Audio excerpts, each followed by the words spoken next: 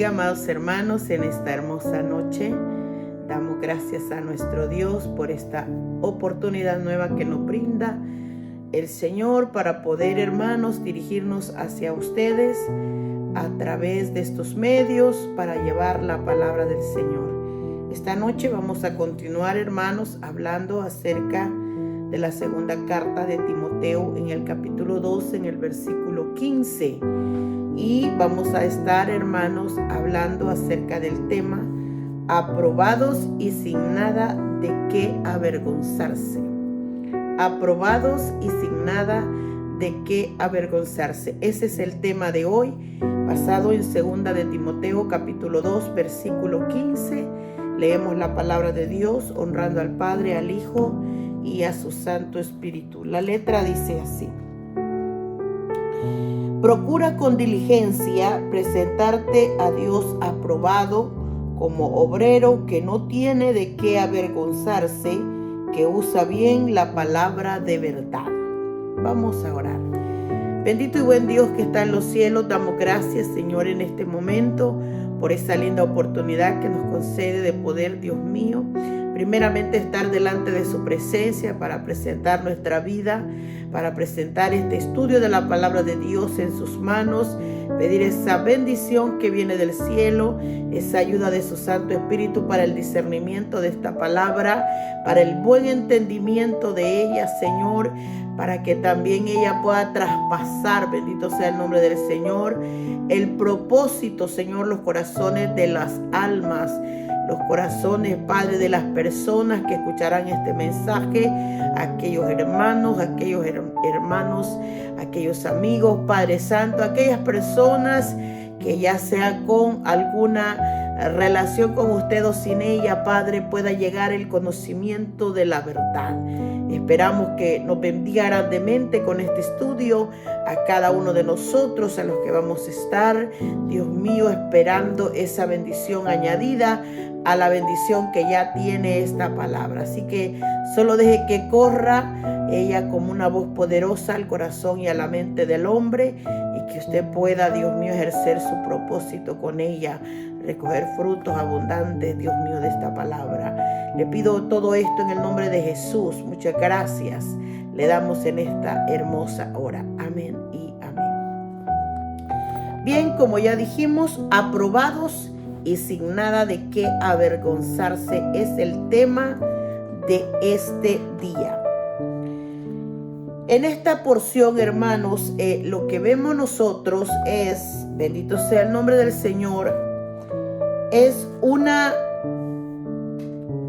palabra, bendito sea el nombre del Señor, muy personal, dicha por el apóstol Pablo, hermanos, para este joven pastor Timoteo. Esta es una carta que llevaba una dirección pastoral y muy personal también, pero en algunos versos él hace alusión a las cosas que Timoteo debía hacer y que Timoteo debía aplicar a la iglesia, aplicar a cierto sector de la población de la iglesia. Muchas veces va con dirección al pueblo, con dirección orientado, ¿verdad?, a las mujeres, orientado a los hombres, orientado a los ancianos.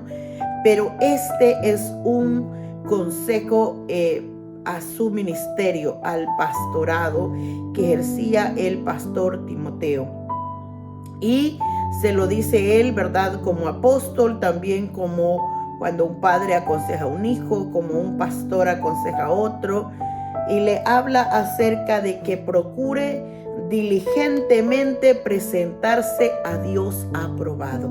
Ese es un término, hermanos, que quiero comenzar explicándolo, porque procurar, dice el concepto, que es tratar de intentar. Literalmente, hermanos, es como esa acción de una persona por querer, ¿verdad?, cumplir un objetivo o conseguir un objetivo. Eso es lo que dice el concepto. Es que Timoteo tenía que intentarlo, tenía que desearlo, tenía que quererlo, hermanos, de alcanzar, ¿verdad?, con diligencia.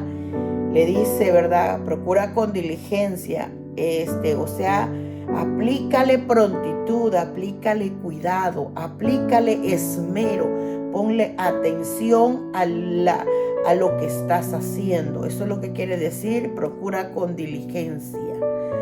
Porque la diligencia viene, hermanos, de la rapidez, de la prontitud, del esmero, del cuidado que se le ponen a las acciones cuando nosotros queremos hacer algo. Y esto le dice presentarte a Dios aprobado, porque la palabra, hermanos, aprobado tiene diferentes ramos en los que puede ser aplicado. Vamos a empezar con la más sencilla, ¿verdad? Por ejemplo, una persona aprobada es una persona, ¿verdad? Académicamente que obtiene, hermanos, las notas o las calificaciones, ¿verdad? Que indican que ha llegado al nivel, hermano, mínimo de conocimientos requeridos. Es decir, son esas personas, hermanos, que alcanzan esas notas, ¿verdad? Para lo que se están preparando. Eso está en el ramo educativo.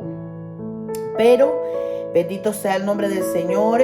También esta palabra está designada a aquellas personas que son probadas, o sea, pasan primero por la prueba y luego se dictamina el resultado de esa prueba, ya sea que aprobó o desaprobó.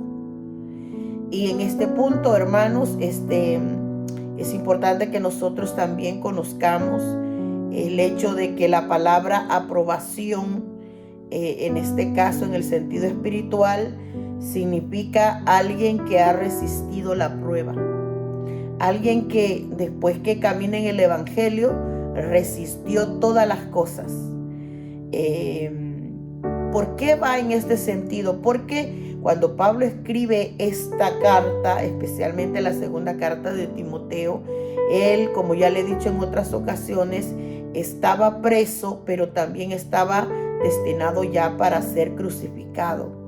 Entonces, cuando alguien va a morir, cuando alguien sabe que sus días están contados, sabe que sus días están finalizando, sabe que va a morir en el Evangelio, que está dispuesto a morir en él, que está dispuesto, hermanos, a sufrir lo último que le corresponde, pero que al final él deseaba y anhelaba la vida eterna.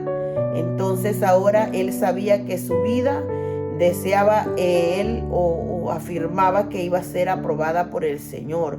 O sea que al finalizar su vida, tanto física como espiritual, necesitaba o sabía Pablo que él había resistido todas las cosas en el Evangelio y por lo tanto iba a tener la aprobación de Dios. En ese sentido, ahora le está diciendo a Timoteo, ¿verdad? Resiste todo lo que tengas que sufrir en el Evangelio para que al final de la vida Dios pueda encontrarte aprobado. Eso es lo que le quería decir. Entonces, otro sentido que se le da a la escritura, bendito sea el nombre del Señor, y esto es basado, hermanos, a algunos versículos que le quiero leer, bendito sea el nombre del Señor, más adelantito, pero tiene que ver, hermano, una persona aprobada, según la escritura, es esa persona que se encuentra, hermanos, sobre todas las cosas, bendito sea el nombre del Señor, que se encuentra especialmente, hermanos, que sus acciones son agradables o son vistas con agrado. Esas acciones que la persona ejecuta, ¿verdad? Alguien que se le pueda engrandecer o alabar por lo que hace. Y no me refiero, hermanos, de una alabanza de elogio, sino que aprobar que sus acciones son correctas y son justas. Porque este tipo de ser agradable, bendito sea el nombre del Señor, puede tomarse también en este sentido, un exceso de alabanza, o puede también tomarse como una aprobación de que las palabras y los hechos o los actos de una persona son gratos, son aprobados, son justos. En ese sentido, también la palabra agradable se conoce como alguien que es aprobado, pero yo creo que más en el ramo, bendito sea el nombre del Señor, tanto humano como ¿verdad?, delante del ojo de Dios. Tenemos que mirar en qué momento aplicamos la palabra aprobado cuando se refiere para aplicárselo a personas, ¿verdad? Entonces, pero en este caso, Pablo le está diciendo a Timoteo, procura con diligencia presentarte a Dios aprobado.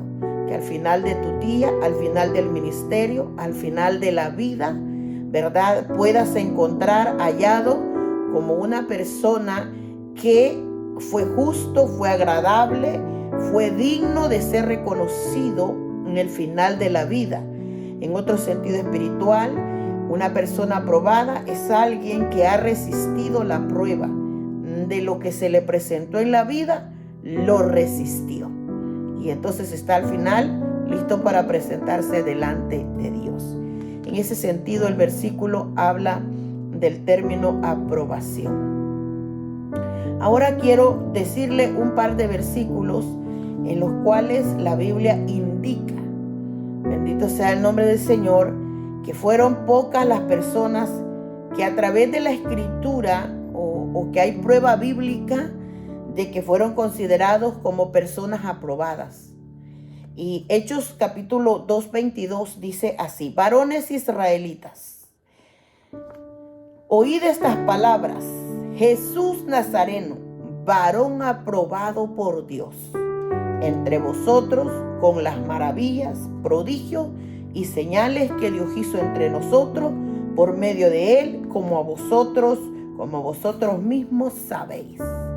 Estas fueron palabras escritas, bendito sea el nombre del Señor, ¿verdad? Bendito sea el nombre del Señor, o fueron dichas, mejor dicho, por estos apóstoles hermanos que dieron testimonio acerca de todos los hechos, las obras que vieron de Jesús. Por ejemplo, ahí habla acerca de las maravillas, los prodigios y las señales.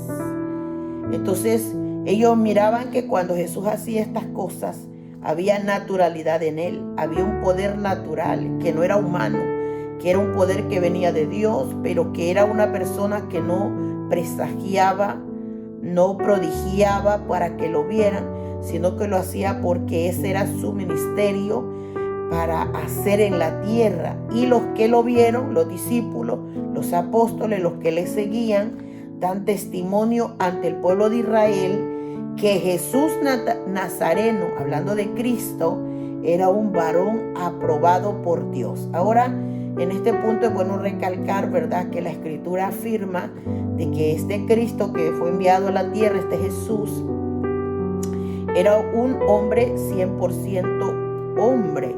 Según el libro de Juan, dice que esta carne se hizo, o el verbo se hizo carne, bendito sea el nombre del Señor, hablando de la humanidad de él. Pero la Biblia también, hermanos, rectifica que él era 100% hombre, pero era 100% Dios.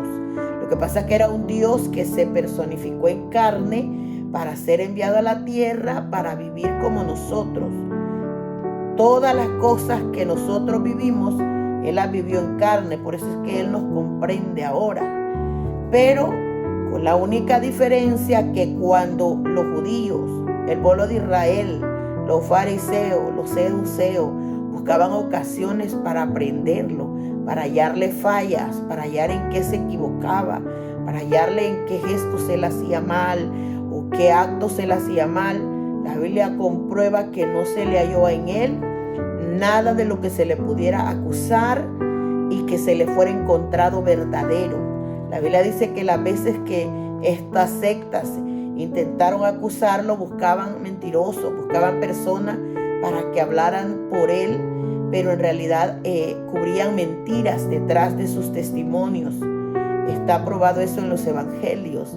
Entonces, cuando nosotros vemos estas cosas, la Biblia testifica con fidelidad, aún en la carta del libro de Isaías, que aún mientras él fue llevado a la muerte, mientras él iba en ese periodo de, hermanos, de la crucifixión, el periodo donde él fue expuesto a tantos líderes, la Biblia dice que él como cordero enmudeció y no abrió su boca, dice el libro de Isaías. ¿Por qué, hermano? Porque ni en el peor momento de la vida de Cristo se encontró en él algo que pudiese decir o escribir a alguien acerca de este hombre falló, este hombre condenó, se enojó, regresó, cualquier cosa que se pueda decir. No hay un escrito bíblico que confirme esas cosas, sino más bien el libro de Isaías dice que él fue como un cordero mudo, dice la escritura, enmudeció y no abrió su boca. Cuando la escritura afirma que no se halló en él pecado, es porque fue analizado en todos los aspectos y no se le encontró en él pecado. En este sentido, este versículo del libro de los Hechos, en el capítulo 2:22 habla, ¿verdad? Estos apóstoles hablaban al pueblo de Israel diciéndole que Jesús, este Jesús de Nazaret, ¿verdad? Era un varón que estaba aprobado por Dios, literalmente, pero cuando ellos se referían, Jesús estaba en carne. Entonces, eso, o sea, fue tentado en carne como lo somos tentados nosotros, pero él no falló.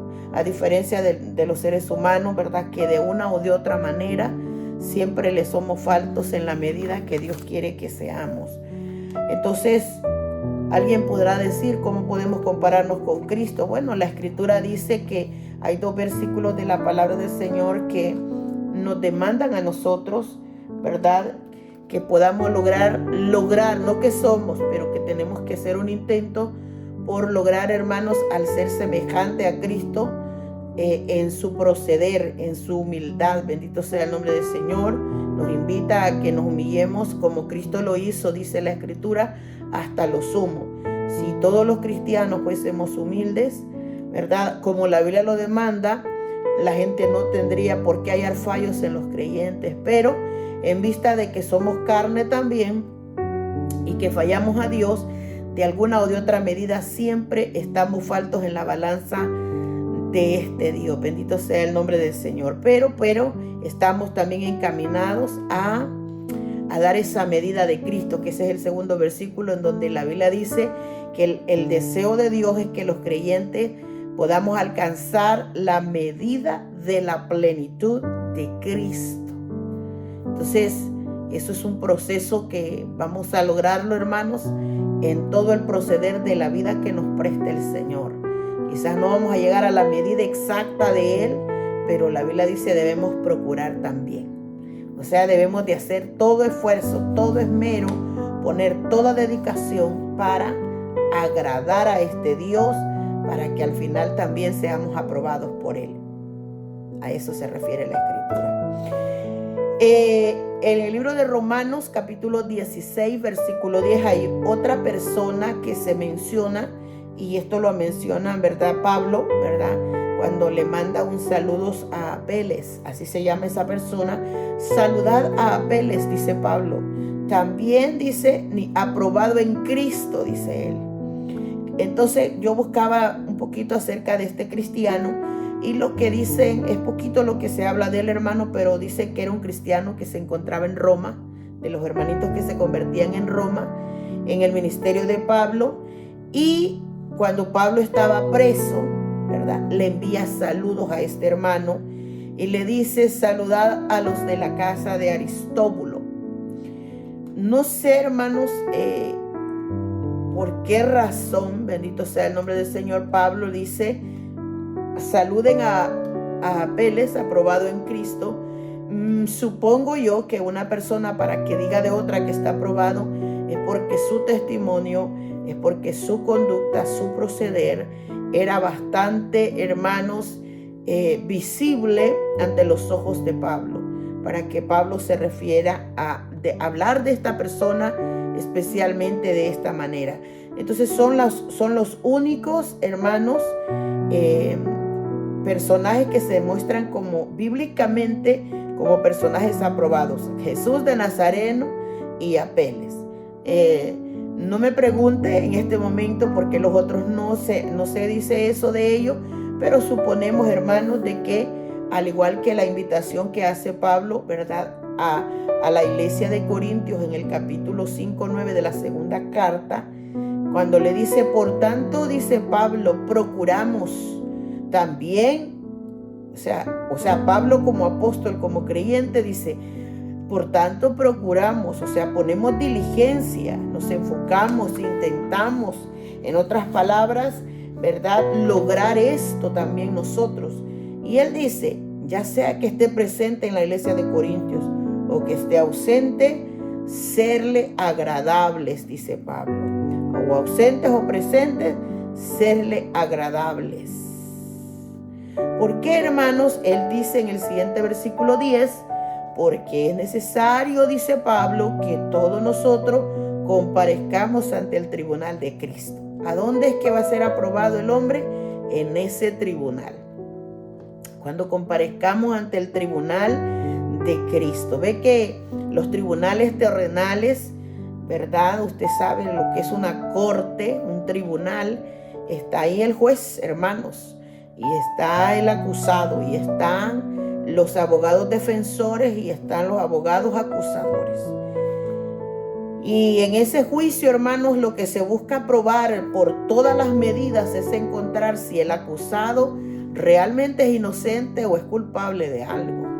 Porque si es acusado de algo, esa persona va a ser, y si es probado en esos actos, va a ser condenado a su castigo.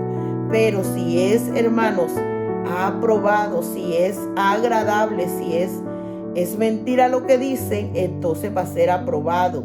Y el juez va a dictaminar lo que todo el mundo investigó.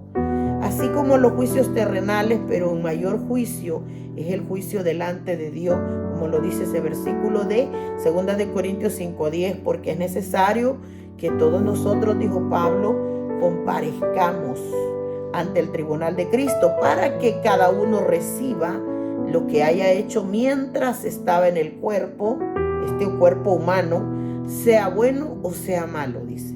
En este caso, todos los creyentes sabemos esto, pero para los amigos que quizás ponen en duda que esto va a ser real, la Escritura lo confirma. Hay un tribunal y los hombres serán juzgados en aquel día por sus obras, sean buenas o malas. Y ahí se va a ver quién es aprobado y quién es desaprobado por Dios. Conociendo, pues, dice el versículo 11, pues el temor del Señor, o sea, persuadimos a los hombres, pero a Dios le es manifiesto lo que somos, y espero que también lo sea a vuestras conciencias.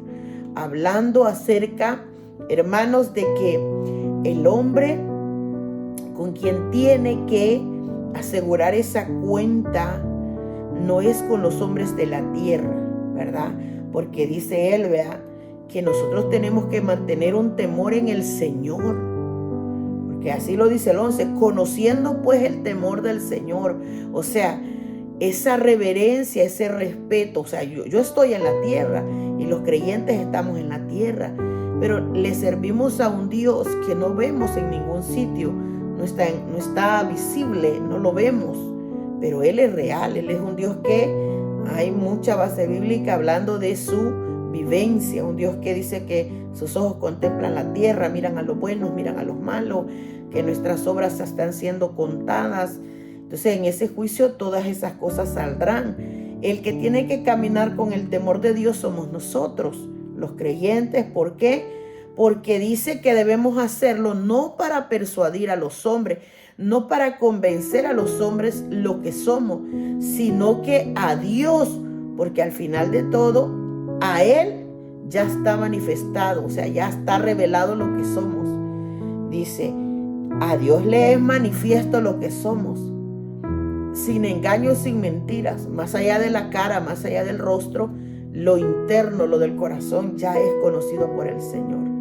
Así que dice, y espero también, dice Pablo, que también lo sea vuestras conciencias, dando a entender que necesitamos conocernos qué tan sinceros, qué tan francos, qué tan reales, qué tan naturales, qué tan cierto es que somos nosotros servidores del Señor. A eso se refiere el versículo.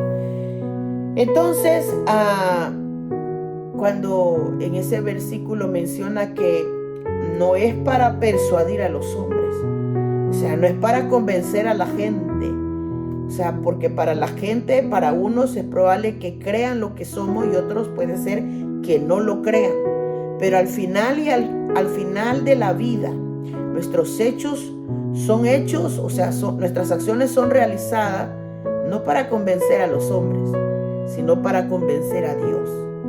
Porque al igual que si lo convenzo o no, a Dios ya les manifiesto lo que yo soy. A Dios les manifiesto lo que cada persona es. Y tal cual somos. Porque la Biblia declara que en Él estamos desnudos. O sea, el alma está desnuda, el corazón está desnudo. Todo está a la vista de Él. O sea, Dios ve. Aún hay un salmo que dice: ¿a dónde puedo ir a esconderme? Si voy al cielo, allá estás tú. Si voy a la profunda de la mar, allá estás tú. Si me fuera allá al alba, donde ya está desapareciendo el sol, ahí tú estás. Y le dice que aún lo que está en tiniebla resplandece para ti. O sea que ni así estuviera una persona, digamos un creyente, pecando en la oscuridad total, lejos donde nadie lo ve, Dios lo está mirando. Eso es lo que quiere decir. A Dios les manifiesto ya lo que yo soy, lo que hago, lo que digo y todo lo que mi mundo es, lo que mi vida es. Entonces, hermanos, en este punto hay mucha palabra que confirma esta verdad. Por ejemplo, Pablo dice en Gálatas capítulo 1 verso 10 que su vida, la vida del apóstol, dice en Gálatas, pues ¿buscó ahora el favor de los hombres o el de Dios?, dice él. ¿Qué buscaba Pablo? ¿O trato de agradar a los hombres?, decía él. Pues si agradara a los hombres, no sería siervo de Cristo, dice él. Hablando como un ministro del Señor, como un pastor, como un apóstol de Dios. Él le hace estas preguntas a los hermanos de Galacia. Y le dice, pues, ¿qué estoy buscando yo? ¿El favor de ustedes? ¿El favor de Dios? ¿O trato de agradarlos a ustedes por caerles bien? Pues si así fuera, dice él, entonces no sería siervo de Cristo. O sea, no le serviría a Dios. Porque el afán de los creyentes debe ser agradar a Cristo, agradar al Señor que nos llamó. En Primera Tesalonicenses, otro versículo, 2:4, por ejemplo, habla Pablo escribiendo a los hermanos de Tesalónica, sino que según fuimos aprobados por Dios, hablando de esta aprobación, ya le voy a decir de cuál, para que se nos confiase el evangelio. Así hablamos, no como para agradar a los hombres, sino a Dios, quien prueba nuestros corazones, dice Pablo. Hablándole a los hermanos de Tesalónica, él les dice que antes, cuando Dios vio a estos hombres, a los 12 discípulos, a los 12 apóstoles, porque no eran seguidores del Señor, eran discípulos, pero también fueron llamados apóstoles después. Entonces, y también a Pablo, bendito sea el nombre del Señor, todos ellos eran personas comunes y tenían defectos, bendito sea el nombre del Señor. Cuando nosotros vemos la historia personal de cada uno de ellos, nos damos cuenta que no eran hombres súper especiales, que no cometían errores, no. Y si no basta con ver el carácter del apóstol Pedro. Pedro era un carácter hiperactivo. Pedro es el que más errores cometió en la Escritura, pero fue el que más veces el Señor lo instruyó, lo ayudó, lo socorrió, lo perdonó y lo orientó para que llegase a ser una persona madura en el Señor. Lo mismo era Pablo. Cuando Pablo escribe acerca de su vida personal, dice que él era un injuriador, él era un perseguidor y era un blasfemo de la iglesia.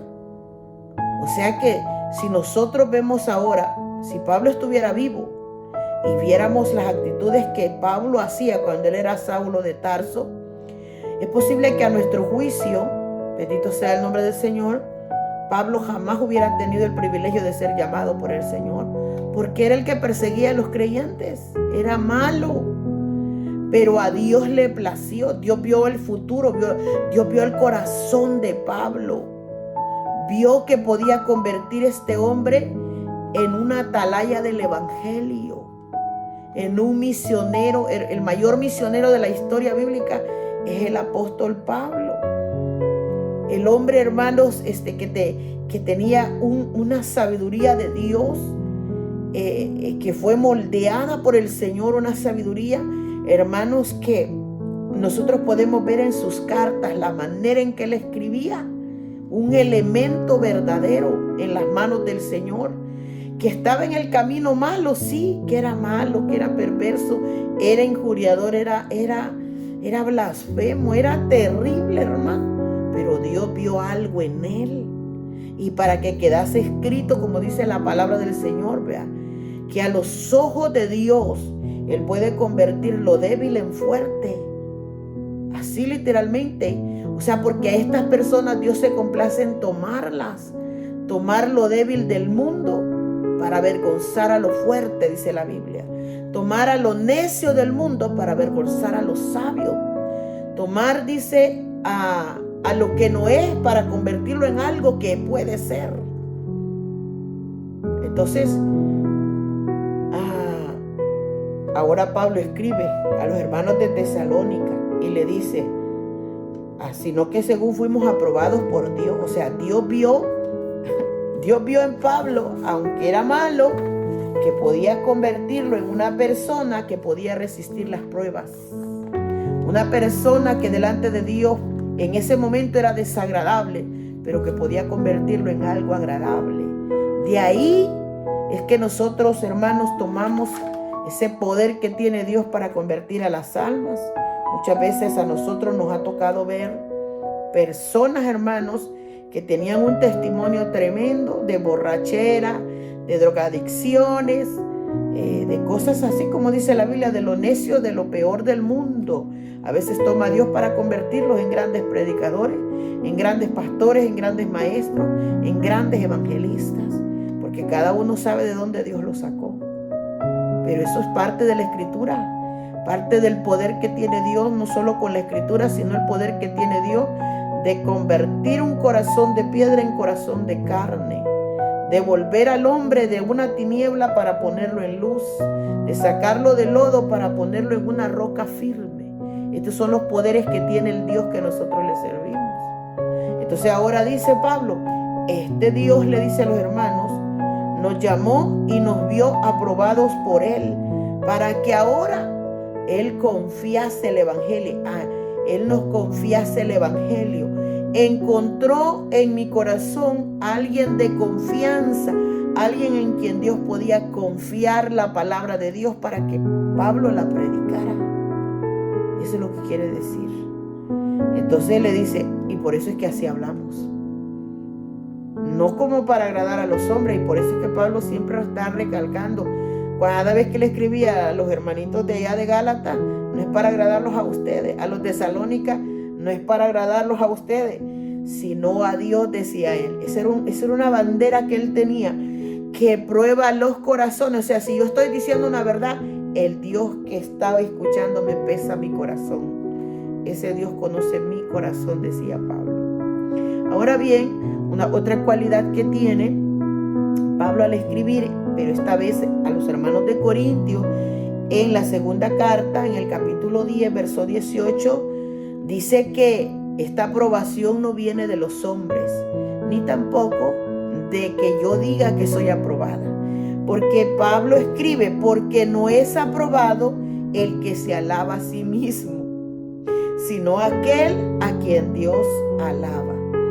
Esto es una confirmación, hermanos, que ningún creyente puede confirmar que nosotros estamos pasados o que estamos, hermanos, siendo agradables a Dios. Esta aprobación la dará Dios. Eso es lo que quiere decir este versículo. No es aprobado el que se alaba a sí mismo, dice Pablo, sino aquel a quien Dios alaba, aquel que Dios miró digno, aquel que Dios miró digno de poder elogiarlo. O una persona aprobada es alguien que ha resistido las pruebas.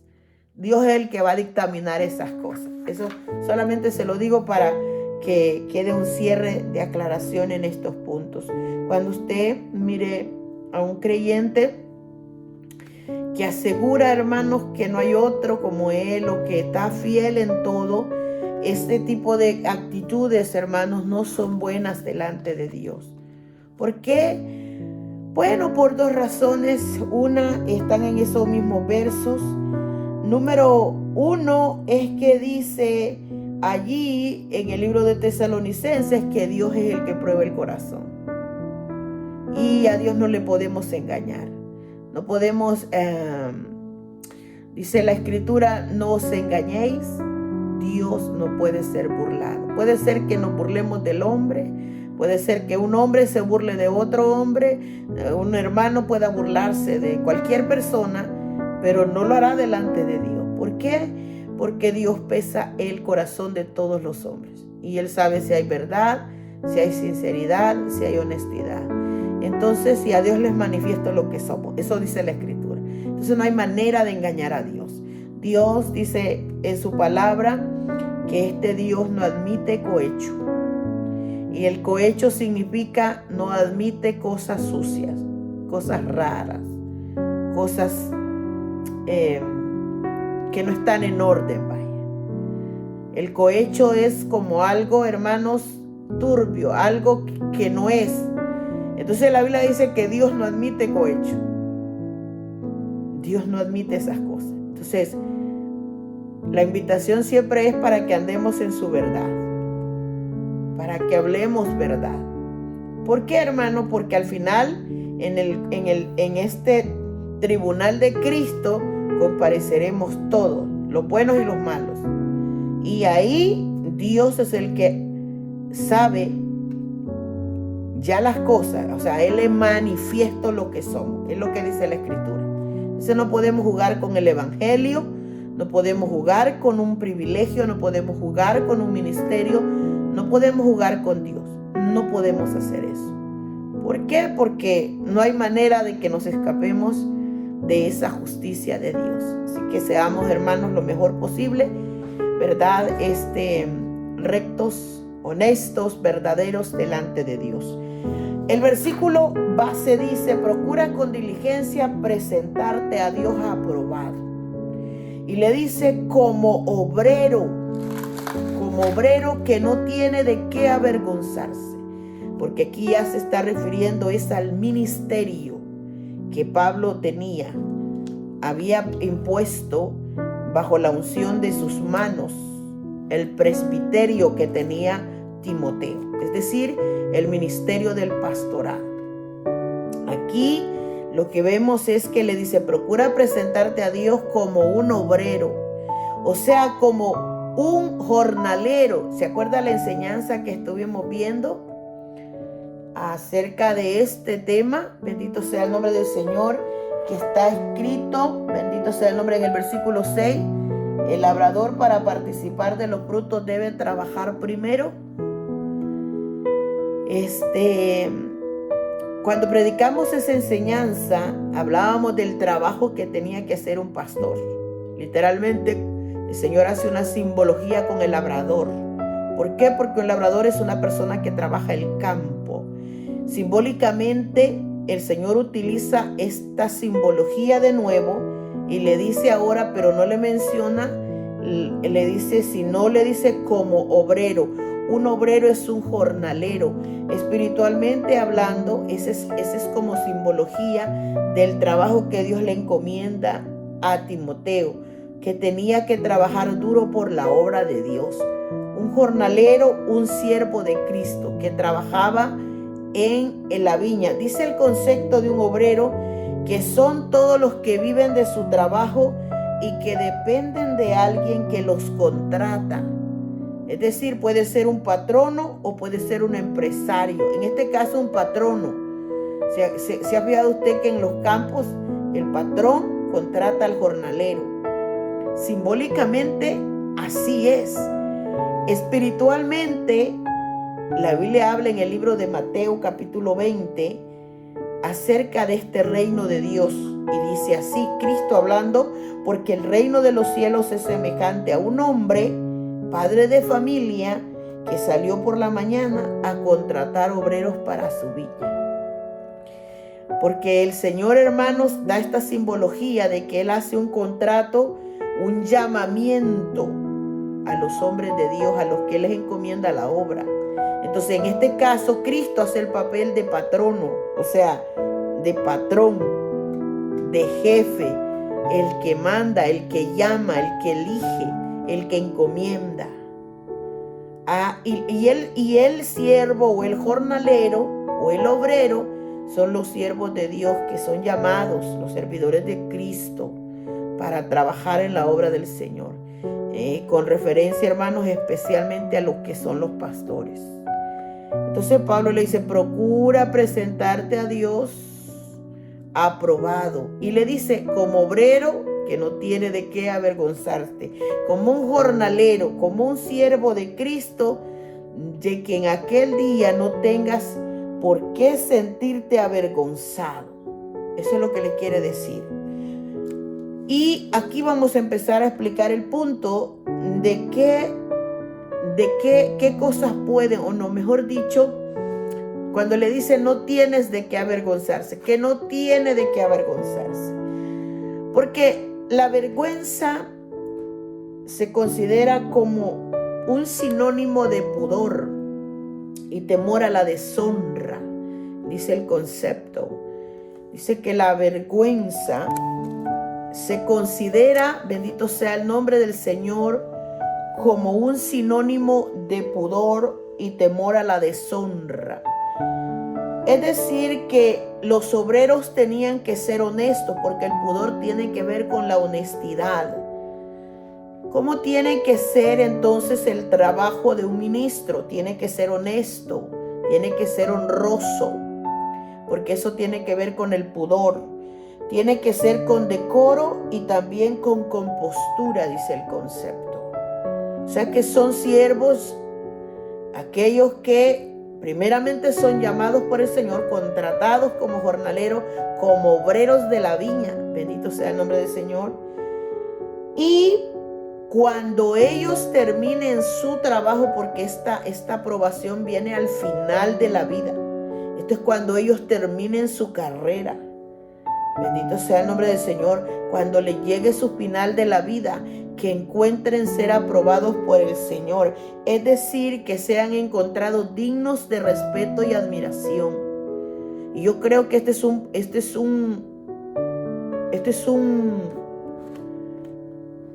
no sé cómo llamarlo en este momento, no se me ocurre, pero es un título, llamémosle, o una honra que los siervos de Dios alcanzan cuando han caminado mucho en el camino del Señor y su testimonio ha sido fiel, ha sido honesto, ha sido, hermanos, decoroso.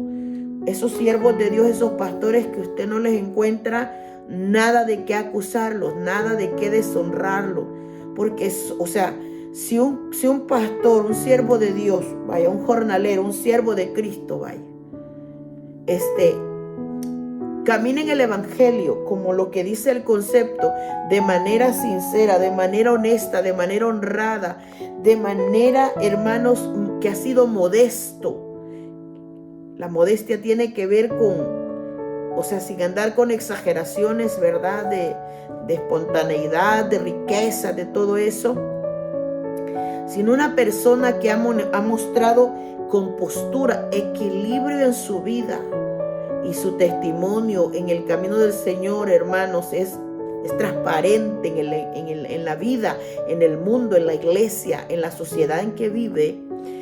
Al final estos hombres aún ganan un poco de honra humana. ¿Por qué? Porque ganan el respeto y la admiración del pueblo, ganan el respeto y la admiración aún del mundo. Porque yo he oído de personas que testifican, dice, no, el pastor fulano de tal es un hombre de Dios, dice la gente. ¿Por qué? ¿Qué hace que una persona hable bien de un ministro? El testimonio que el ministro ha dado, el testimonio que ese pastor ha dado, que ha construido en su vida, ha sido decoroso en todos los aspectos. Entonces, esta es una invitación, hermanos, no solo para ellos, sino para todos los creyentes, a tener un testimonio que pueda ser, hermanos, agradable delante de Dios.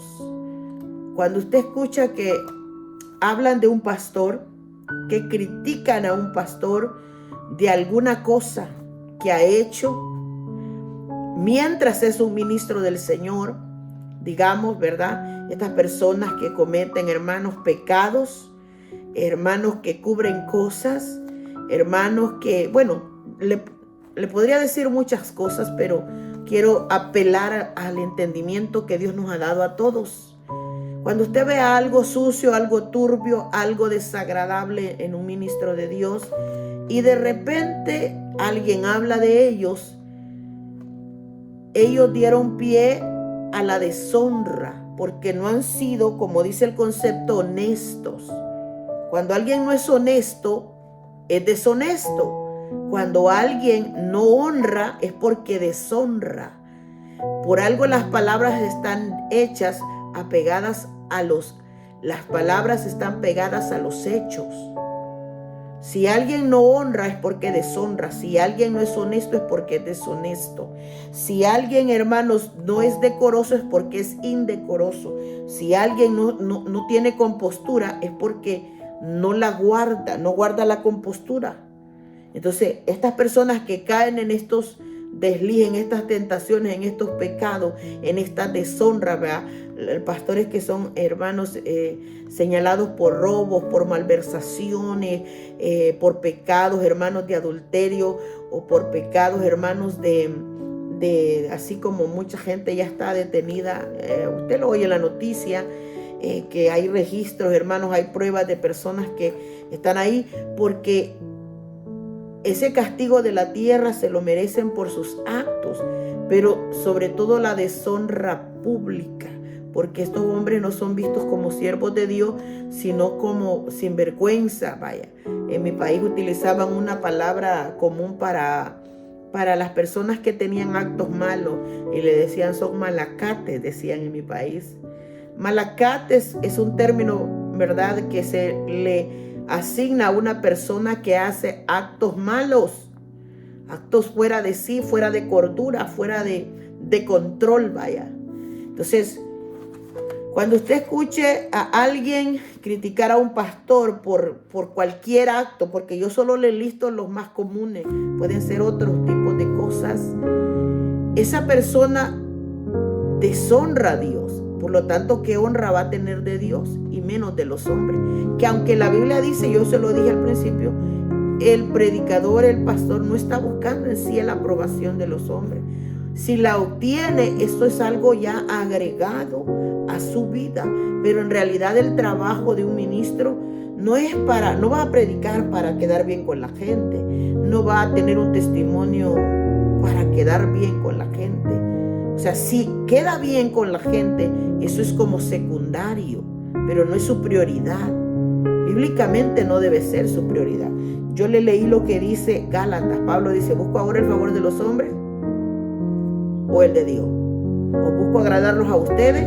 No, porque si yo hiciera eso, dice Pablo, entonces no sería siervo de Cristo.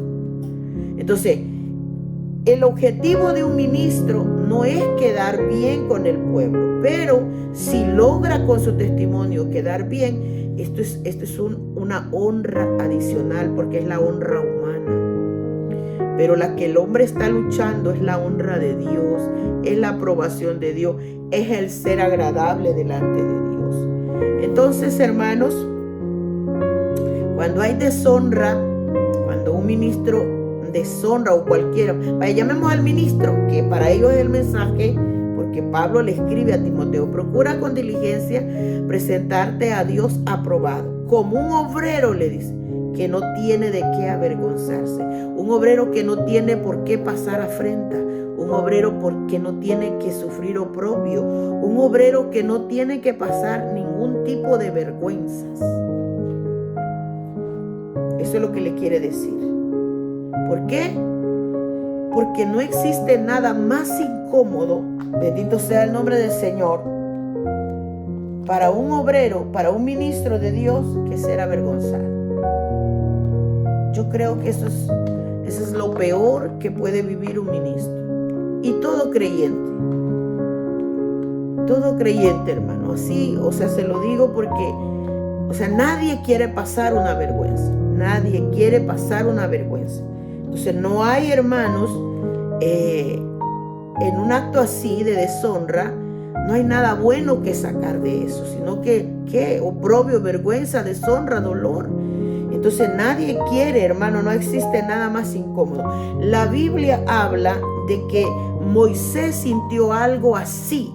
En el libro de Éxodo, en el capítulo 32, habla acerca de lo que sucedió mientras Moisés estaba arriba en el monte, ¿verdad? Recibiendo los mandamientos del Señor.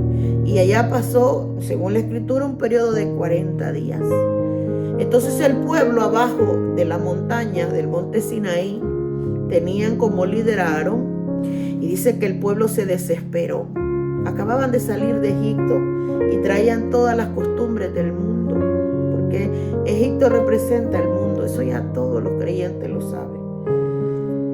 Pero dice que estos estaban incómodos acá abajo y querían que Aarón hiciera algo por ellos. Entonces, y empezaron a decirle a Aarón, haznos dioses, para decir que estos dioses nos sacaron de la tierra de Egipto. Y yo le mencioné a usted, y no ese es el punto central de este mensaje, pero sí hay algo que el Señor condena, que le es desagradable, es la idolatría. Entonces, desde el momento que el pueblo dijo, haznos un Dios, estaba hablando que lo hicieran con sus manos de ellos. El primer mandamiento en el libro de Éxodo capítulo 20 habla que no, Dios le encomendó al pueblo, no te harás imágenes. No harás imagen ninguna semejante a Dios. No vas a hacer, no vas a fabricar, no vas a producir. Le dice, no te vas a inclinar a ellos, o sea, no los vas a adorar, no los honrarás. Ese es el primer mandamiento. Yo creo que toda la gente debería saber cuáles son los mandamientos de Dios. Para los que no saben, hay que leer Éxodo capítulo 20. Y el primer mandamiento, el Señor está contra la gente que se inclina a otro Dios que no sea el de arriba. Y el pueblo estaba pidiendo dioses. Entonces Aarón escucha al pueblo y les pide el oro que tenían ellos y se hace un becerro de oro. Y se oía el regocijo, la danza, todo lo que estaba sucediendo. Cuando se le da aviso a Moisés y le dicen, allá hay alaridos abajo, le dijeron.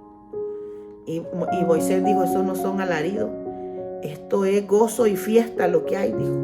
Cuando él baja y ve al pueblo adorando al becerro y él venía de recibir los mandamientos, Moisés se enoja y tira las tablas. Y el capítulo 32 de Éxodo, en el versículo 25, dice así. Y viendo Moisés que el pueblo estaba desenfrenado, porque Aarón lo había permitido para vergüenza entre sus enemigos. Estamos explicando de que un obrero no tiene nada de qué avergonzarse. O sea, que no permita que ninguno de sus actos le genere deshonra o vergüenza u oprobio. En este versículo dice que Moisés sintió que estaba siendo avergonzado como líder del pueblo de Israel ante sus enemigos. Pero quienes le habían producido esa vergüenza era el desenfreno que tenía el pueblo. Escuche bien esta parte. Si quiere, léalo, búsquelo. Éxodo 32, 25. Que el pueblo estaba desenfrenado porque Aarón lo había permitido. ¿Quién era Aarón? El otro que representaba, el ayudante de Moisés. Aquí nosotros vemos en este capítulo 32 a dos líderes diferentes en su carácter. Moisés fue el que Dios llamó para liderar el pueblo de Israel, para sacarlo de la tierra de Egipto. Pero en vista de todas las cosas que Moisés dijo que no iba a poder lograr, no voy a poder, no me van a creer, ¿cómo lo voy a demostrar? No puedo hablar, yo soy tartamudo y bla, bla, bla. Dios le dijo, ok, te voy a poner a Aarón como un ayudante para que tú dirijas a Aarón que lo que tiene que hacer y Aarón tiene que sujetarse a tu voz, porque tú te vas a sujetar a mí, le dijo Dios a Moisés, y Aarón se sujetará a ti.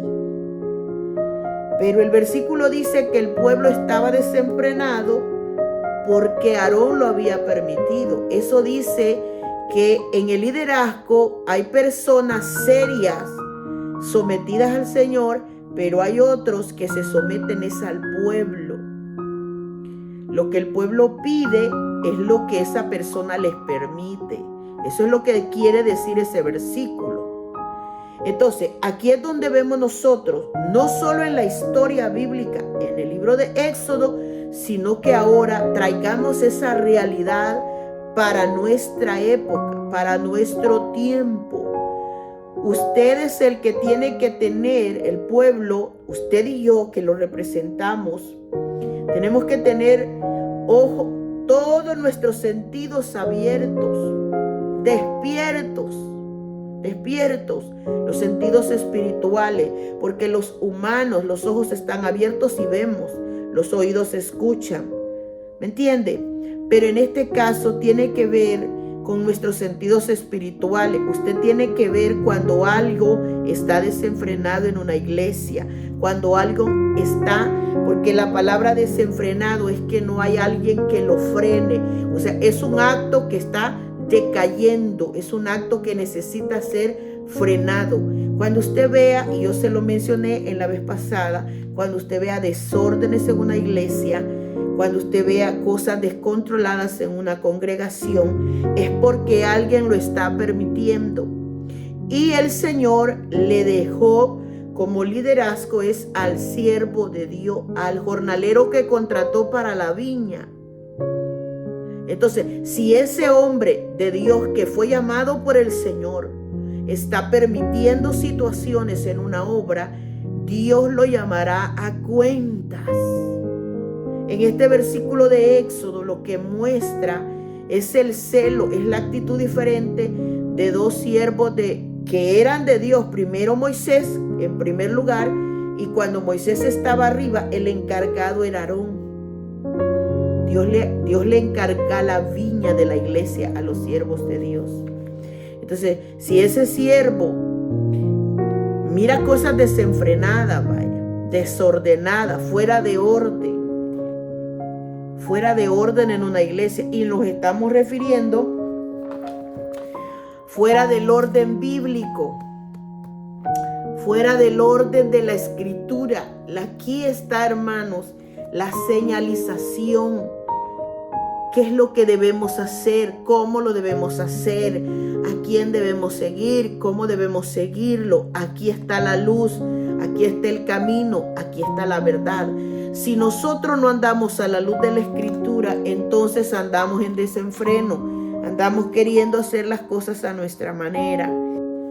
No te fíes de ti mismo, fíate de Jehová de todo tu corazón y no te apoyes, no te ampares, no te agarres de tu propia prudencia.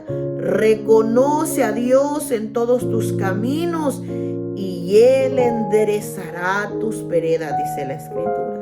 Entonces, cuando el siervo de Dios hace esto, se ampara de Dios, se agarra de Dios, el Señor le va a dirigir. Y esas obras van a ser, hermanos, de grande bendición. Moisés dijo: para vergüenza entre mis enemigos está sucediendo eso. Oh, hermano, Moisés se enoja, tira las tablas, se quiebran las tablas. Y Moisés dice que le puso fuego literalmente a aquel becerro hasta que se quemó. Y yo estaba leyendo ese capítulo, hermanos, de Éxodo 32. Mira el castigo que les envió Dios, hermanos, por causa. No crea que Dios no castigó esas cosas. En ese capítulo, hermanos, es cuando al ver la deshonra que le habían causado ellos, una parte al humano en el corazón de Moisés, pero en realidad Moisés sabía que esa deshonra se la habían causado era a Dios. Hay un momento que en ese capítulo Moisés les dice, después que los puso quietos, los mandó y también dice que fueron castigados. Moisés les dice en el versículo 30, aconteció que al día siguiente dijo Moisés al pueblo, vosotros habéis cometido un gran pecado, le dijo, pero yo subiré ahora a Jehová, quizá lo aplaque acerca de vuestro pecado. O sea, Moisés entró en una intercesión por el pueblo. Bendito sea el nombre del Señor. Entonces, y Moisés le dijo a Dios cuando subió, te ruego, le dijo a Jehová, te ruego por este pueblo, pues este pueblo ha cometido un gran pecado, porque se hicieron dioses de oro, le dijo. Perdones ahora su pecado, y si no, ráeme de tu libro que has escrito, le dijo Moisés. En este mismo capítulo, Moisés puso, hermanos, delante de Dios su propia vida. Es decir, le dijo, si los destruyes a ellos por este pecado, entonces bórrame a mí del libro de la vida. Dios le respondió unas cosas tan grandiosas ahora. Jehová le respondió a Moisés, al que pecare contra mí, a este raeré yo de mi libro, le dijo. Ve pues ahora, lleva a este pueblo a donde te he dicho, y he aquí, mi ángel irá delante de ti. Le promete que siempre va a estar con él, pero en el día del castigo, yo castigaré en ellos su pecado, le dijo.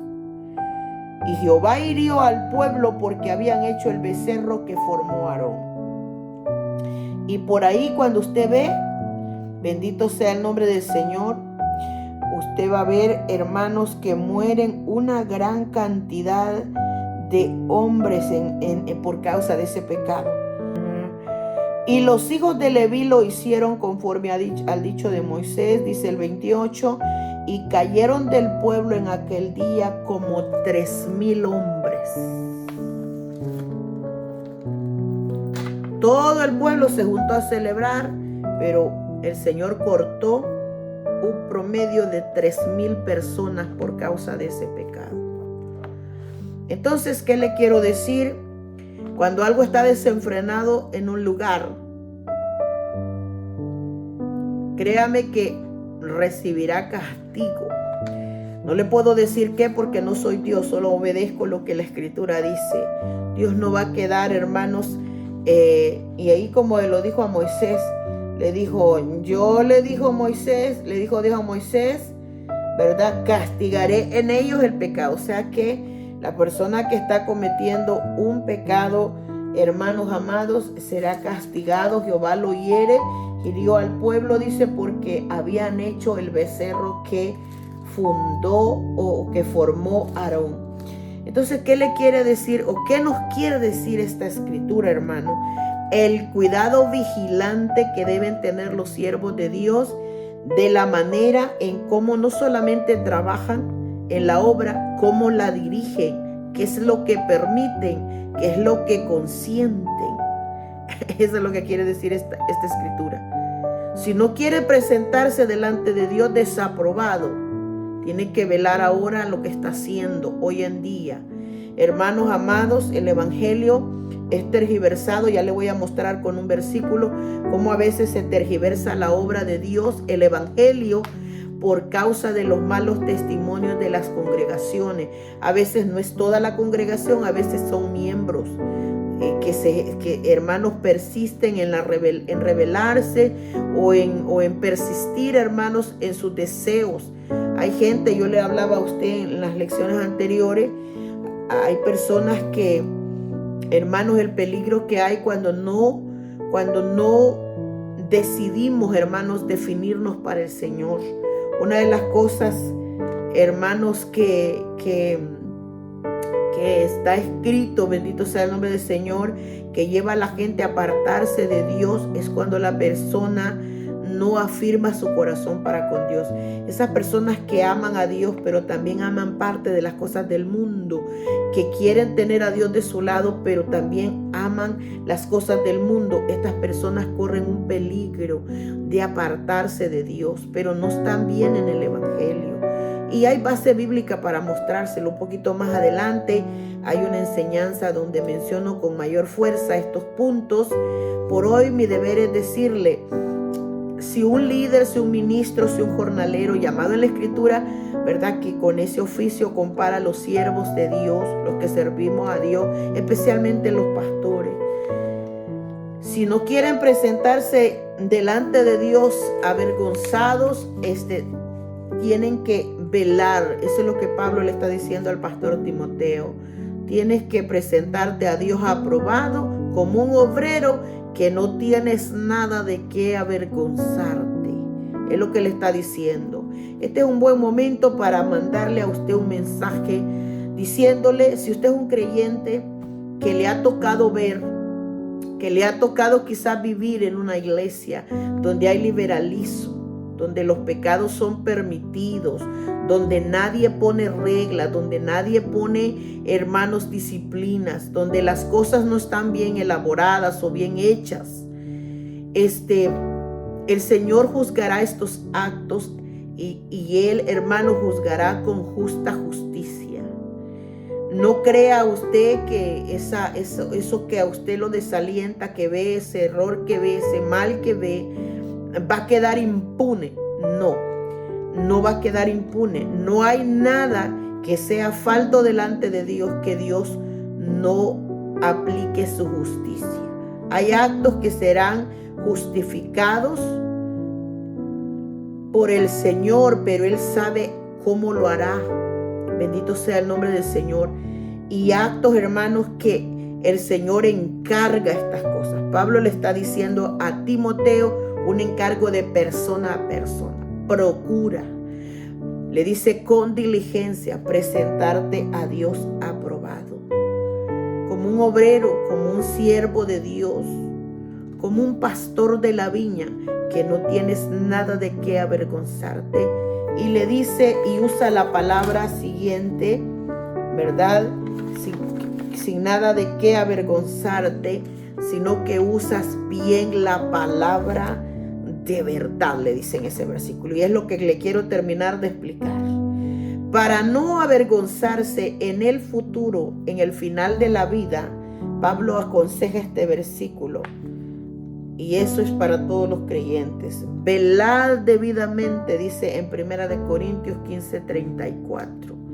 Velad debidamente y no pequéis, porque algunos no conocen a Dios, dice Pablo. Para vergüenza vuestra lo digo. ¿Qué quiere decir ese versículo cuando él escribe a la iglesia de Corintio? Le dice que algunos, ¿verdad?, no están velando debidamente, pero él le aconseja, velad debidamente. Debidamente es como debe ser. Y velar es cuidar, sí, con solicitud algo. A los siervos de Dios, a los ministros de Dios se les encomienda la obra. Entonces dice ahora, velad con solicitud por eso que te dieron, por eso que han puesto en tu mano. Velad debidamente y no pequéis, porque algunos no conocen a Dios, o sea, no conocen el carácter de Dios.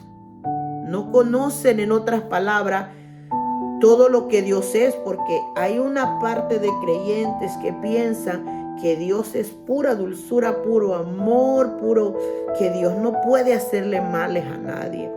Los creyentes sabemos que eso no es así. En el carácter de Dios está su amor como una de sus atributos, le llaman. Dios tiene muchos atributos, entre ellos el atributo del amor, pero entre otros está el atributo de su ira. Y su ira es reflejada en todo, desde Génesis hasta Apocalipsis, hay ira de Dios reflejada.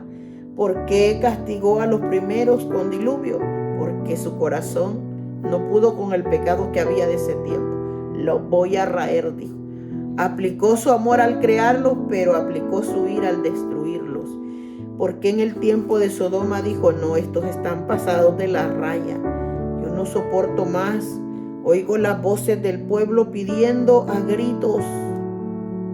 Entonces Dios, hermanos, es un Dios que aplica su ira. Y estos son otras enseñanzas. porque es eso, explicarle punto por punto cuáles son esos atributos de Dios. Yo solo le estoy mencionando que entre su carácter Dios tiene no solo un atributo, tiene muchos atributos. Entre ellos el atributo del amor, pero también Él es un Dios consumidor, un Dios que se enoja, es un Dios que se venga, es un Dios que ha prometido, dice la Biblia, dar en pago en persona a aquel que no procede con justicia. Entonces no podemos confiarnos. Nadie, ningún creyente, ninguna persona. Bendito sea el nombre del Señor. Así que velad debidamente, como dice la Escritura, porque cuando no hacemos esto, Pablo dice, los que no conocen a Dios, estos acarrean vergüenza, dice, para mí. Para vergüenza vuestra lo digo. O sea que todos los creyentes somos llamados, hermanos, a conocer a este Dios. ¿Y cómo está? ¿Cómo está eso de conocer a Dios si no lo vemos? Bueno, Jesús dijo que teníamos que escudriñar las Escrituras, porque a través de ellas vamos a conocer quién es este Dios. ¿Quiere usted conocer quién es este Dios? ¿Cómo se revela este Dios? ¿Cómo habla? ¿Cómo se manifiesta? El poder que tiene, las obras que hace a través de la Escritura. Y si somos, hermanos, más profundos en ellas, vamos nosotros no solo a ver lo que está escrito, sino a tener las vivencias de este Dios en nuestras propias vidas.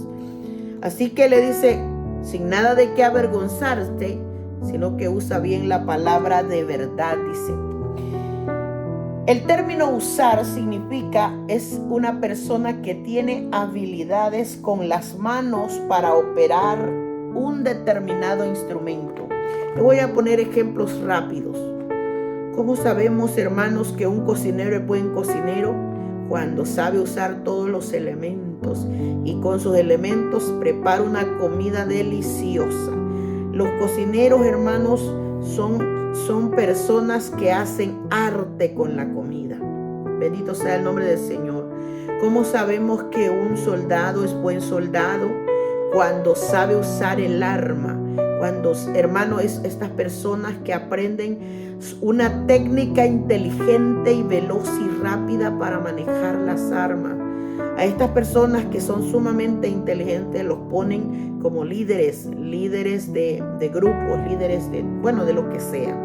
Lo que sí el término, la palabra usar significa eso, tener una habilidad, tener, hermanos, una manera inteligente de operar un determinado instrumento. Cuando Pablo le dice a Timoteo que usa bien la palabra de verdad, le dice, tienes que tener habilidad para usar la palabra. ¿Cuál es el instrumento de un cristiano? Hermano, no son materiales, son intangibles, no se pueden tocar, pero se puede leer, se puede oír, se puede ver. Hay que degustar la Escritura, hermanos, hay que tener habilidad. ¿Quiénes? Especialmente los siervos de Dios. En otras palabras, lo que le está diciendo, tienes que ser hábil en el buen uso de la Escritura, tienes que saberla usar. Y ya le he predicado yo algunos mensajes acerca de, hermanos, en las enseñanzas que hemos impartido anteriormente. Si usted quiere escucharlas, se las vamos a dejar al final, hermanos, en uno de los comentarios para que usted entre y la busque acerca, hermanos, de lo difícil que es la predicación del Evangelio, el beneficio que hay en esta palabra. A veces he resaltado yo, hermanos, el beneficio que hay cuando nos volvemos diligentes en la Escritura. Pues ahora vuelve una tercera vez Pablo, pero esta vez se lo encomienda personalmente a Timoteo. Usa bien la Biblia, usa bien las Escrituras, usa bien la palabra de verdad. Es decir, vuélvete hábil en eso. Vuélvete, le dice, no solamente para operar la Escritura. Y yo le quiero leer unos pasajes bíblicos como una concordancia, hermanos. Por ejemplo, en el libro de Cantares, yo encontré unos versículos que me impresionaron y quiero traérselos a la memoria. Cantares capítulo 3, verso 7, Salomón escribe: He aquí, en la litera de Salomón 70 valientes la rodean, de los fuertes de Israel. Todos ellos tienen espadas, son diestros en la guerra, cada uno su espada sobre su muslo, por los temores de la noche. ¿A qué se refiere eso? Es como una mención que hace Salomón, hermanos, acerca de que el palacio del rey Salomón, ¿verdad? En la litera dice acá, el espacio donde él vivía, dice que lo cuidaban 70 valientes, lo rodeaban 70 valientes, de los más fuertes de Israel, dice. Es decir, y da una descripción, todos ellos tienen espadas, diestros, o sea que eran hábiles, que sabían usar esas espadas en la guerra.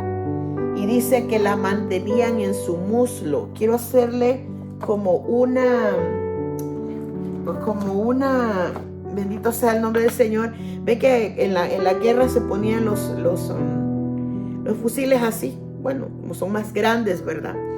Entonces dice que así permanecían. Los soldados estaban tan diestros porque eran personas, ahí lo dice, fuertes, valientes, diestros. Y eso refleja, hermanos, que cuando hay que poner a alguien en un sitio, esa persona tiene que tener esas habilidades, esas cualidades. Aquí solo le resalto lo que dice Salomón, escribiendo él mismo acerca de la descripción de las personas que cuidaban, hermanos, el palacio. Dice que no podían poner a una persona que fuera cobarde. ¿Por qué? Porque si querían atacar a Salomón, tenían ellos que estar dispuestos a dar la vida. No podían poner personas, hermanos, débiles, porque entonces no iban a tener fuerza para el enemigo, para vencerlo, para perseguirlo. No podían poner personas que no fuesen diestras, porque entonces iban a morir en un combate.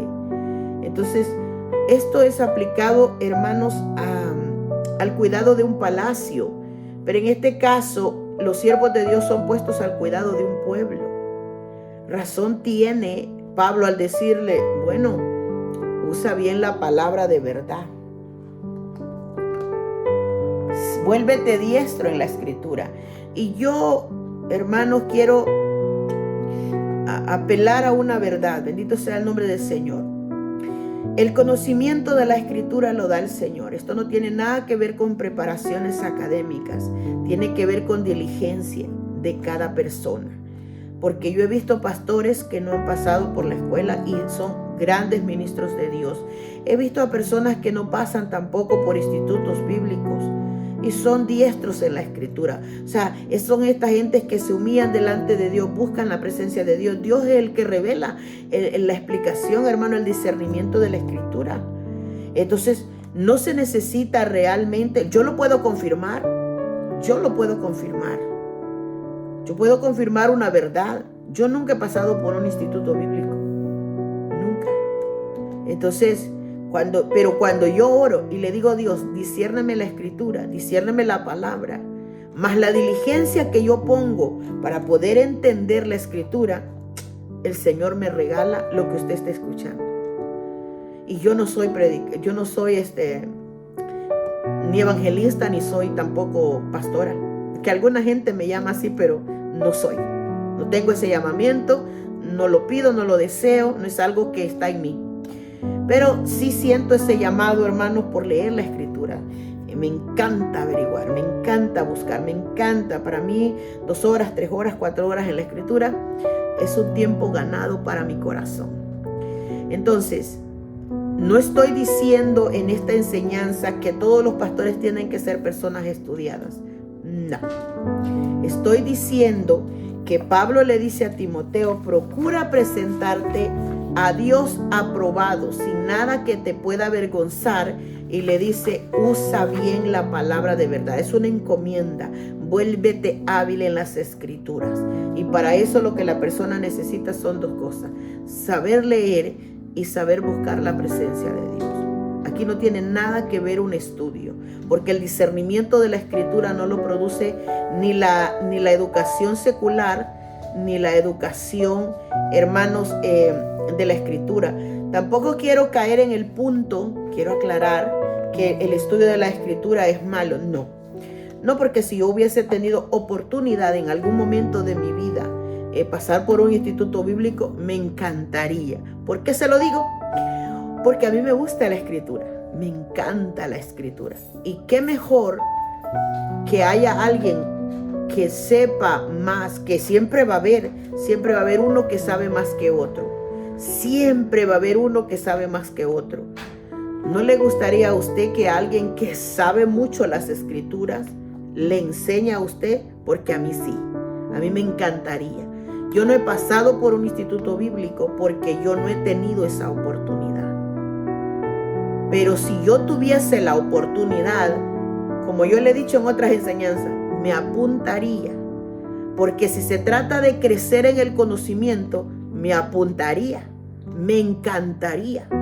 Entonces no estoy diciéndole que el siervo de Dios que pasa por el instituto bíblico no está correcto. No, entonces no le predicaría bien el evangelio. Si usted tiene la oportunidad de ir a estudiar, que alguien le enseñe la escritura, alguien que tiene conocimiento, alguien que sabe más que yo, alguien que sabe más que usted, bienvenido sea el conocimiento. Bienvenido sea el conocimiento. Entonces esta enseñanza no tiene que ver ni con el extremo de que la persona que no tiene estudio o que no ha ido al instituto no puede ser usado por el Señor. No es así lo que yo estoy enseñando. Ni tampoco estoy diciendo que la persona que estudia, ¿verdad?, es la que sabe todo. No, lo que estoy confirmando es que el discernimiento de la escritura viene del cielo, viene de arriba. Y que toda persona, ya sea que sepa, que haya pasado por la escuela secular o por un instituto bíblico, puede volverse hábil en las escrituras. Eso es lo que yo le estoy diciendo, porque no voy a contradecir lo que está escrito.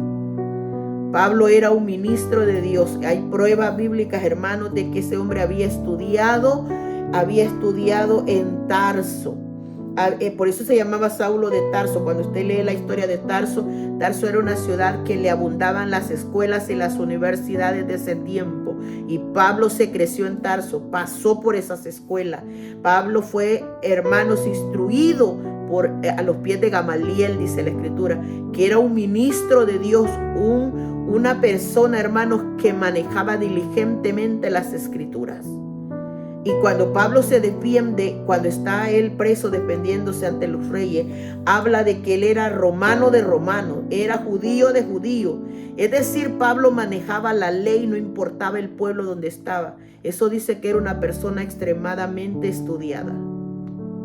Entonces, cuando alguien dice que no se necesita el estudio para predicar, está mal dicho, hermanos. O sea, si yo fui a la escuela, bendito sea el nombre del Señor, claro que aprendí a escribir, pues, claro que aprendí a leer. Esa batalla la tiene el que no lo fue.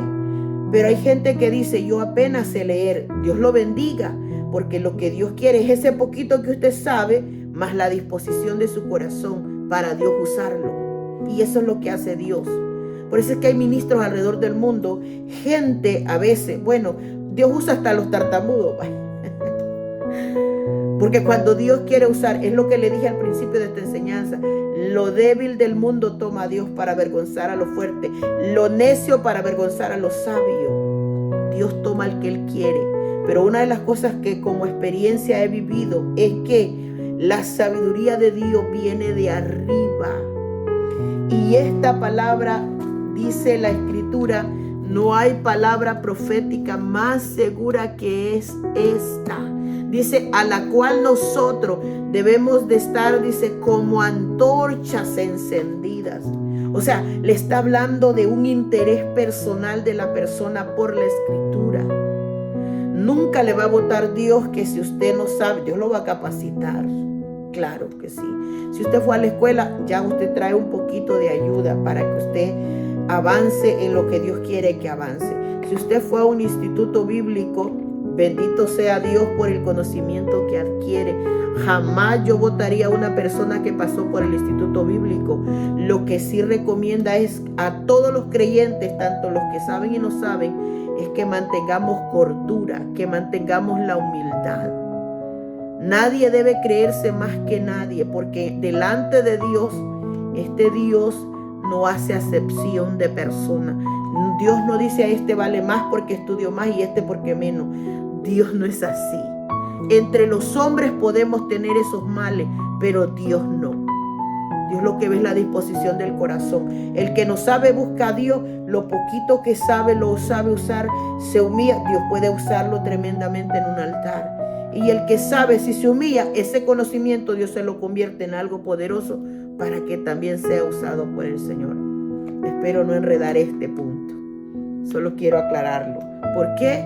Porque cuando la Escritura dice que use bien la palabra, le dice vuélvete hábil, sé hábil en las Escrituras. Y la habilidad viene, hermano, de la disposición más del corazón que del conocimiento que se tenga de lo externo. Se lo puedo decir. Bendito sea el nombre del Señor. Entonces aquí hay un pedido que Pablo le hace a la iglesia en Efesios 6:17, cuando le dice: y tomad el yelmo de la salvación y la espada del Espíritu. Tomadla, tómela. O sea, tómela y léala. Tómela y compréndala. Tómala y úsela. ¿Por qué? Porque lo que le quiere decir, tómela. Porque hay gente que no se vuelve hábil en la Escritura porque ni tan siquiera agarra la Escritura para leerla. Pero el que la toma nunca desperdiciará su tiempo. Pero este mensaje es, hermano, esta enseñanza es aplicado para especialmente a los siervos del Señor. Toma la espada del Espíritu, que es la palabra de Dios. Hermanos amados, manejar bien la espada como lo que lo manejaban los que cuidaban el palacio, que dice que eran valientes, que eran fuertes y que eran hábiles o diestros para mantener esas armas bien usadas.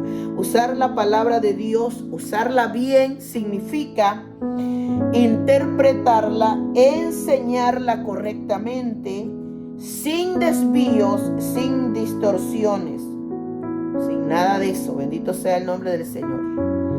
Así que aquel, dice el libro de Jeremías 23:28, aquel, dice la Escritura, a quien fuere mi palabra, cuente mi palabra verdadera. O sea, aquel a quien Dios le revela la Escritura, vaya y cuéntela, vaya y enséñela, vaya y predíquela, vaya y compártala. Aquel, dice el profeta.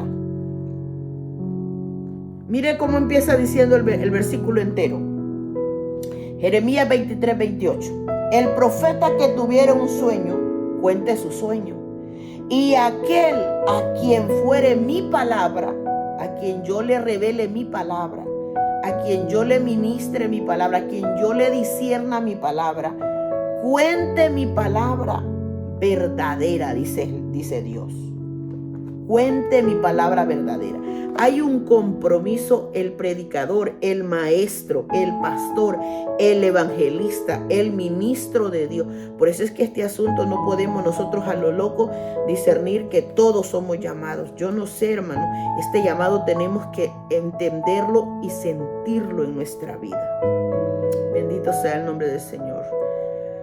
Entonces, cuando nosotros vemos estas cosas, la palabra dice claramente: ¿qué tiene que ver la paja con el trigo? Dice Jehová. ¿No es mi palabra como fuego, dice Jehová, y como martillo que quebranta la piedra? Por tanto, dice Dios, he aquí yo estoy contra los profetas, dice Jehová, que hurtan mis palabras, o sea, que las desvían, que las distorsionan, cada uno de su más cercano. Dice Jehová, he aquí yo estoy contra los profetas que endulzan sus lenguas y dicen, él ha dicho. He aquí, dice Jehová, yo estoy contra los que profetizan sueños mentirosos y los cuentan y hacen errar a mi pueblo con sus mentiras y con sus lisonjas. Y yo no los envié ni les mandé, y ningún provecho hicieron a este pueblo, dice Jehová.